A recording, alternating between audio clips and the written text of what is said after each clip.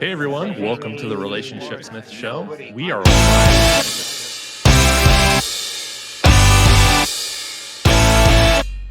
Script. Oh, I would say at least once every new episode. There's a what the fuck, and every three there's a huge one. Like when we got the end of season 2, which I won't say what it is in case people haven't seen it, but the whole cast went, what? What? So I did a little bit, but I kind of I don't want to say I know what the writers are up to because I absolutely don't. But I'm like, yep, of course. Like one of those, like you have to keep like doing something. You can't like just have her appear back in town immediately and everything's fine. Like something. Dramatic. It's the end. It's the end of the series, the season. Of course, there's gonna like the bus showed up. It was a what the fuck moment. So yeah. And the writers, I hope they see this, or you can pass it along. They're doing an excellent job with. I love short series that like instead of the 36 episodes and like where you could tell there's filler. I love that they have 10 episodes and yet they still manage to arc us. So like there's something bizarre and then the characters get to settle down and we get back to normal. We catch our breath and they're like, nope. Their pacing, like it's a punch in the face sometimes. Their pacing is just on. Yeah. Oh, good. That's great. Good. It's carried me through. I'm not a typical binge watcher, but with From, I'm binge watching. Like I want to see the next one. It is a bingey show. Like I'm not a big binger, and actually we even at our house, and I don't watch everything I do. Like there are things I'm like, I'm not watching that. Or is it hard to watch yourself? Pardon? Is it hard to watch yourself sometimes? It's always hard to watch myself, but it's like I literally two hats on. There's the Liz going, and then there's actor Liz going, okay, that worked. That worked. Okay, don't do that ever again. Save that for like I literally two hats. Like, and they're really different women watching at the same time.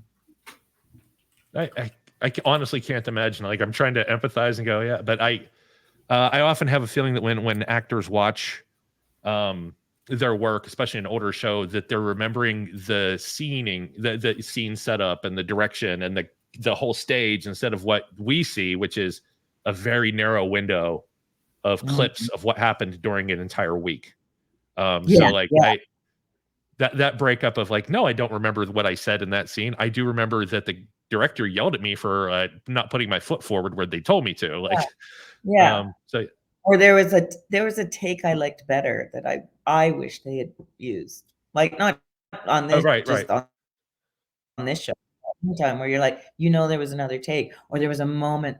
The one that's always hard for me is when I go, I know there was a beat in there of breath where a decision was made and the editor has cut it out and I can see it. And that's the one that will get me going sometimes on any, like, it's not about this show. It's just any show. Yeah. You took that out.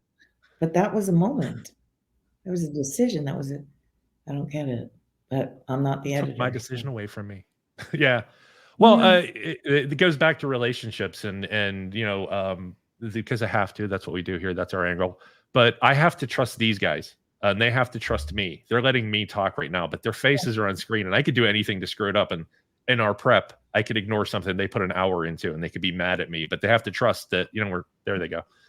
They have to. We have to trust each other, and I think.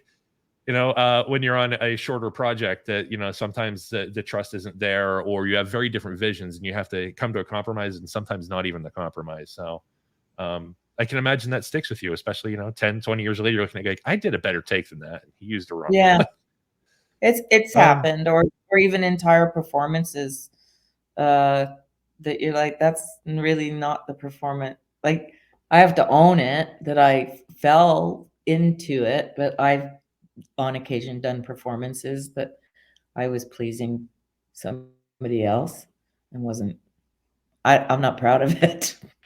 No. I don't think it's being a good actor, but I've done it. Yeah, we're all human, like the pride thing is usually what teaches us to be better later. If you're not proud of what you did 100%, then you try to do something next that is something you're proud of. Yeah. So I have a lot of moments I'm not proud of, even including on this show. Just, I could have done better. I could have prepped better. I could have added more to it. And that's why I also hate rewatching my own stuff. Like, this interview will be one I watch one more time, tops. Like, I'll be, oh, that's cringy. It's the editing when you have to listen to yourself over and over and over again, and you're like, oh. Oh yeah. No, I would be like that. Like, yeah. No, I have shivers thinking about me editing my own stuff again. Which I do at least every other or every third episode. I take my turn editing, and we all hate editing equally, but it needs done. Yeah. So, go ahead. Oh, all three of you take turns editing the show? Yeah. Okay. Part of what we did with the show is it's a learning experience for us. We are learning tools we had no reason to touch, skills we had I do IT during the day, but I don't do this. And I've always wanted to do a talk show. And when I finally got friends who were dumb enough to listen to me, they're like, let's do it. So I did it after age 50. And thankfully they're here and we got all this stuff going, and it's fantastic. So it's now this is the cringe part I would cut out if I were editing. Absolutely. Sorry. Let's get back to what everybody's watching this episode for. One thing that blows me away about the show is that the town wasn't there. It was just a road, and they built the town up specifically for the series. Mm-hmm. The one thing I have trouble watching it, how much of Colony House is real? Is that whole house? That house is up there on the hill, is a really well-crafted shell of a house. I'm not sure I don't know if they could build rooms into it, but there's an entire interior of Colony House inside the studio in Dartmouth. Okay. I didn't know like if even the exterior was all real, if it was like the first floor and they CG'd the top, or no, the whole thing. If you drive up there, you can see it up on the hill. Everything, like from the outside, it looks like an old town. The set builders, I don't know the term of their job. Beautiful. The attention to detail, and I'm looking for details. Other than some new and shiny nails showing here and there, I'm like, that looks like it should. Like no, these guys are good. They really cared. Which is amazing for like an untested new series. They're like, no, we're putting everything into it. We're doing 100%. They had faith in it from day one. I was curious about that. There's a beautiful video of the building of the set. I'll see if I can send you a link to it. Okay, I think they do. Watch it, yeah. I think there may be two that they've done, one for season 1 and season 2, like a pretty, like the sort of a fast pass through how it went up. Yeah. So is the interior on a studio set, or is it the other locations? We have most of the interiors are in studio in Dartmouth. And then we have a few interiors, like the diner, the sheriff's office, the bar, the church. And we do have interiors of a couple of the homes up on the exterior set. Like there's no heating, right, or anything, but there's. It's like a barn. You walk in and there's full set, but they put more things. Have in Dartmouth is we have a great big space with everything in interior, including the tunnels, and is in the studio. So, and more stuff is. So when you are in town. Yeah. When you are in town, are you there for weeks at a time doing that filming, and then you go to Dartmouth, or is it a lot of back and forth? They'll do we'll do a chunk up it's called Beaver Bank. We'll do a chunk of time of exteriors out there, and then a chunk of time back. So, but we go back and forth. We don't do weeks in one place. We'll say we do a block is shooting 2 episodes, and they'll sort of do a, you know, say episode 1 and 2, and we'll do some exteriors up in Beaverbank, and then we'll come and do some interiors in Dartmouth. And it goes back and forth a couple times during the shooting of those episodes. Okay. Yeah. Okay.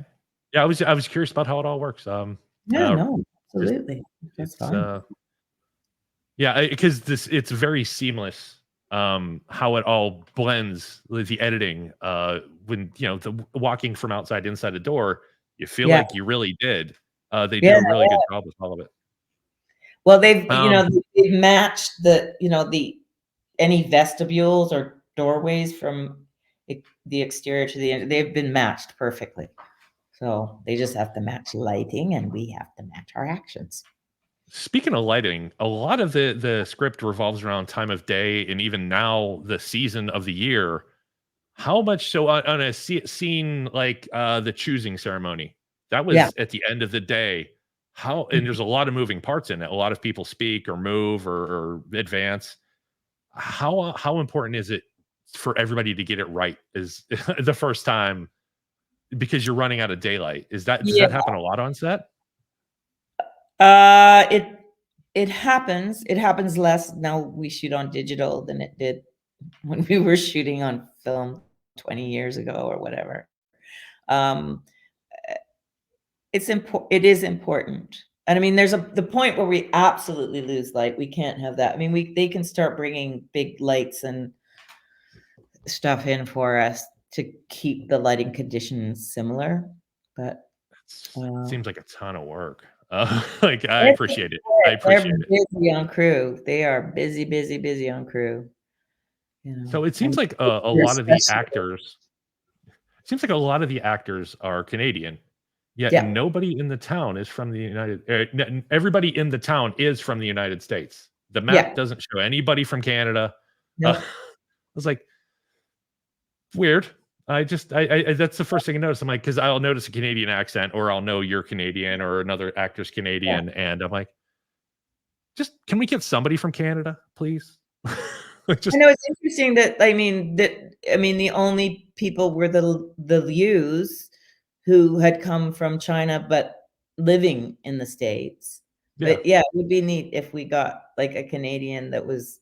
I think you have to. Well, who knows? Maybe one day someone will come from Canada. I don't know. But get them down there. Yeah. We'll hire an American actor, the Canadian. I have one last question about From. Yeah. Is Donna short for anything? No. Not just Donna? Just Donna. Just was curious. I didn't even know Donna had a last name until I started researching this. Yeah, I didn't know it until publicity came up with one. You're like, that's who I am. Sweet. Yeah, I was Donna, and first season, I was just like, I'm Donna. And then I saw last name, and then suddenly a lot of people had last names, and it was Rains, and I was like, okay. So your career, by the way, has just been amazing. Your list of credits, the stuff you've touched on, everything from It's to like. You were part of the 90s boom of syndication TV shows as well. You've done so much. Is there any trepidation around this role making you even more famous? Like taking you to, now you're ready? You're ready? I don't know so much that I'm ready. I don't know that I don't. Coming up in Canada, I think is quite different than in the States. Like we don't put people forward as much here. So I don't know what'll happen. And also I'm at a point in my life where, I want to see more and more roles for more mature women and hoping that they keep coming. But I'm also very conscious of the fact that it's a youth-based industry. I'd like that to change. And maybe it will with all the boomers. I'm right on the edge of boomer, but I could tell you that my generation, at least for me, I'm close. I'm close. My generation invented moshing in heavy metal pits. So we were bored with dancing and started fighting. So hey everyone, welcome to the Relationship Smith Show. We are live